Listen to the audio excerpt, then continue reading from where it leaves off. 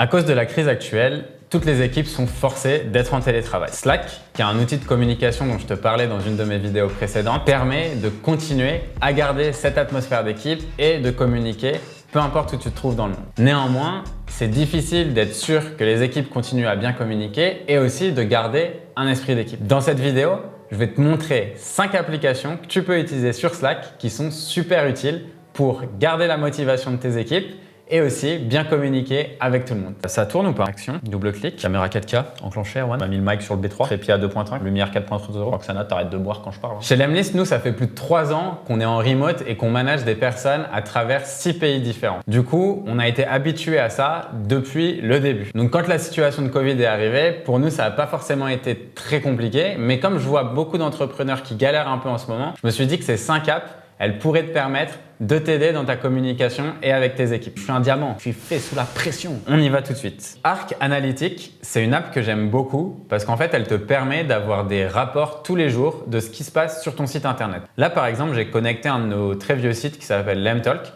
et ça me permet tous les jours de savoir le nombre d'utilisateurs qui sont venus dessus et aussi d'avoir la progression par rapport au jour d'avant. Donc tous les jours, en fait, tu peux avoir le nombre d'utilisateurs, les sessions, ton bounce rate aussi,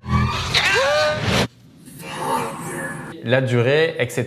et de voir toutes les variations. Ce qui est cool en fait, c'est que ça te permet d'automatiser un petit peu tes rapports sur Google Analytics et il y a plein de choses que tu peux customiser et que tu as directement dans Slack. Ça t'évite donc d'aller sur Internet et de devoir rouvrir à chaque fois ta page de Google Analytics. Ça te fait gagner du temps et pour ça, je trouve ça assez génial. Excuse-moi d'avoir un buste assez imposant. Voilà, je fais un peu de sport. Peu de muscu, ouais, de temps en temps, ça m'arrive. La deuxième app, elle s'appelle Must Read. Donc Must Read, c'est à lire, si on devait traduire ça littéralement. L'idée, c'est que quand tu discutes dans Slack, parfois, les personnes vont louper des notifications. Grâce à Must Read, lorsqu'une information est ultra importante et que tu as envie d'être sûr que les gens l'ont bien lu, tu peux mettre juste cette petite mention @mustread et ensuite @la personne. Et la personne devra notifier Mustread qu'elle a bien lu ce que tu lui avais écrit. Si j'écris @Roxana @Mustread, ça veut dire que je veux dire à Roxana qu'elle doit lire à tout prix ce message. Et ce message, c'est je veux qu'elle regarde une channel YouTube qui a l'air super cool. Lunettes de gangster, tu sais. Ici, en fait, ce que Mustread fait automatiquement, comme vous l'avez vu quand j'ai publié le message, c'est qu'il met un petit check vert. Donc Roxana, quand elle aura vu le message, elle va pouvoir simplement ticker avec le petit truc vert. Là, vous voyez qu'elle vient de le faire, ce qui veut dire qu'elle a montré qu'elle avait regardé le message. Et donc, automatiquement, Mustread me dit qu'elle l'a bien vu en mettant un petit livre orange juste à côté. Et ce qui est cool avec Mustread, c'est que tu peux avoir une channel où en fait, là, je peux lui demander par exemple, j'ai juste à taper feed. En fait, directement, j'ai les messages qui sont le plus importants et que je dois lire directement ici. Donc, parfois, là, il n'y en a qu'un, mais il pourrait y en avoir une dizaine. Et une fois que je les ai lus, j'ai juste à les marquer comme avec un petit check et ils sortiront de ma Mustread. Vous avez aussi la section About qui vous permet en fait de savoir exactement comment ça marche. 3 chercher le écran actuel. Regardez-vous, je remonte choix de suis. Tiens, Roxana, merci pour le stylo.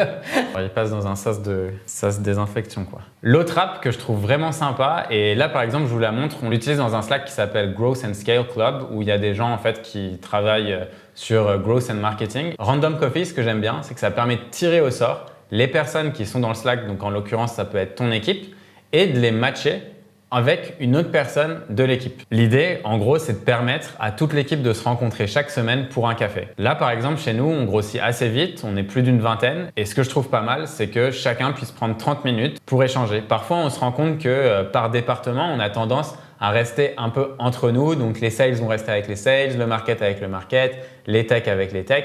Et je trouve ça vachement dommage parce que en fait, c'est super intéressant de savoir ce sur quoi les gens travaillent. Il y a souvent des synergies et c'est important d'échanger. Avec cette petite application gratuite, tu vas pouvoir connecter automatiquement chaque semaine avec des gens de ton équipe sans avoir à le faire toi-même. Ça se fera automatiquement.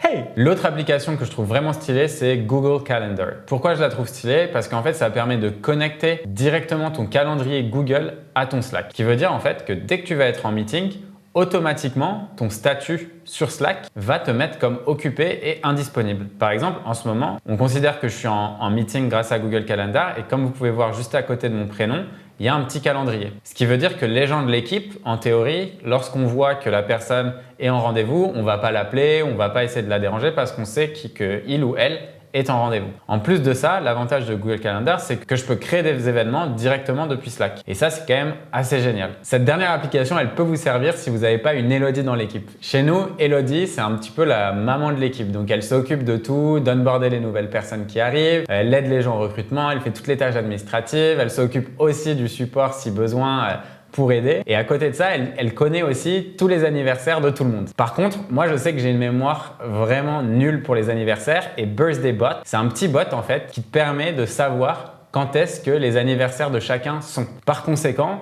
il suffit juste de créer une petite channel avec tout le monde. Nous, on l'avait appelé Birthday, cette channel. Et dedans, en fait, toutes les personnes vont renseigner leur anniversaire. Et lorsque ça va être l'anniversaire de quelqu'un, comme ici par exemple, @Guillaume, Happy Birthday, blablabla, avec un petit gift. Donc c'est assez sympa. Et ça permet de fêter tous ensemble l'anniversaire de chacun directement dans Slack et de ne pas l'oublier du coup. Donc c'est quand même assez cool.